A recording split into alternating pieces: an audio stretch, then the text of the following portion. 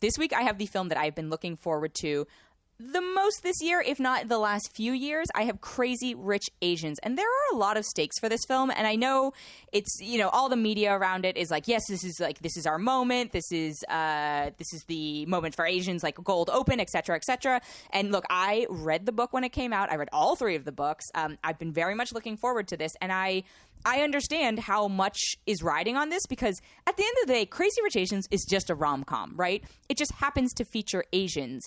But this is the first time in 25 years, basically since Joy Luck Club came out, that you've had a completely starring Asian and Asian American cast. Asians are such an underrepresented group in film. If you've listened to any of my reviews, or if you've read anything I've written about it, like, I get super frustrated by the complete and utter lack of representation on film, in television. It's really tough. And I think, there's been a lot of traction for minorities recently, but Asians and Asian Americans are a severely underrepresented group in that. So to have this huge, big blockbuster movie coming out, it's like there's a lot of eyeballs on it.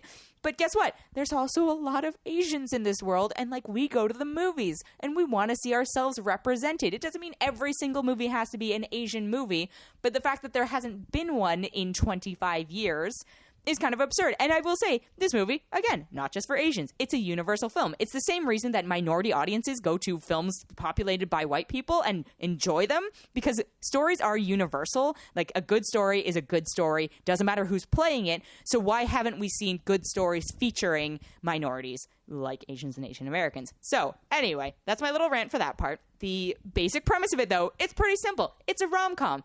It's a couple. He brings her to meet his family for the first time. His family, they just happen to be stupid rich. If you're familiar with, current East Asian climates and economies, you'll notice there's like a lot of new wealth there. And there's also a lot of old wealth there that I don't know if Western audiences are as familiar with. So it's diving into that. It stars Constance Wu from Fresh Off the Boat as Rachel Chu, who plays a NYU professor of game theory. And by the way, I've taken game theory classes at NYU, and none of my professors look like Constance Wu. But that doesn't matter. She's supposed to be very smart. She's very well educated. She's very funny and obviously beautiful. And Nick Young is played by Henry Golding. And interestingly, this is his first feature film. He was like a TV host in Asia, and they found him and they were like, oh yeah, that guy. And I know he got some flack for being mixed. As a mixed person myself, like, I identify with the struggle of like feeling like I should be able to claim that I'm Asian, but I also understand the other side of it, where it's like, well, we couldn't find a completely Asian person to play this role. So I feel for Henry Golding, but I thought he did a really great job. He's very charming.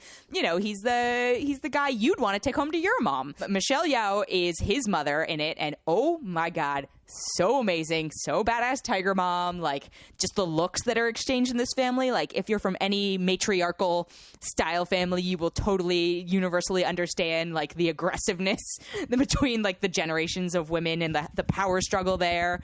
The other great characters are rounded out by Awkwafina, plays Rachel Chu, Constance Wu's character's best friend. She is hilarious in this. You probably saw her in Ocean's 8. Gemma Chan plays Astrid Leong, who is Nick Young / Henry Golding's cousin. Ken Jeong plays Awkwafina's character's father. He's very funny. That's the thing. This is a romantic comedy. There is a lot of comedy in this film. I laughed so hard. And I was in an audience where there were plenty of people, plenty of backgrounds, and other people were laughing too. Some other folks in it, Jimmy O Yang, my boy Jimmy O Yang plays Bernard Tai, which is like probably the best casting choice I've seen in a very long time. He just fit it perfectly. Like, he didn't fit what I thought of in the books, but seeing him on screen as it is just hilarious. Nico Santos from Superstore plays Oliver Chien, Nick's second cousin. It's just a bunch of amazing people in it. Again, the comedy was well balanced with the romance, and like pretty much everyone's gorgeous. Like, it's kind of unfair. I love all the aunts in it. It's family. Like, it's very much, it reminds me of like a real family. And yes, there's a lot of opulence. Actually, that might be my only complaint about it, is that I thought the costuming could have been like a little more opulent. Like, in the books, it's just described as so over the top and so, couture and brand names and all this stuff. And like, some of the stuff I was like, man, I feel like there's a joke about it, but I was like, I feel like I could find some of this at like Gap and Forever 21. Maybe they're trying to make it accessible, but that is literally my only complaint. Actually, no, that's not my only complaint about the film. It's not a perfect film. However, for what it is, I thought it was such a great film. And it's interesting because Jon M Chu, the director, really comes from either a dance musical background or an action background. Like, he directed the Justin Bieber music documentary concert film or whatever you want to call it. He did a couple of the Step Up films, but he also did G.I. Joe Retaliation and Now You See Me Too. So interesting choice, but I thought he did such a great job of it. Clearly, you know, a family film in the sense of like, it's not for like little kids, but he understands family. And actually, strangely, I believe his cousin is connected to Kevin Kwan, the author of the original book. So small world.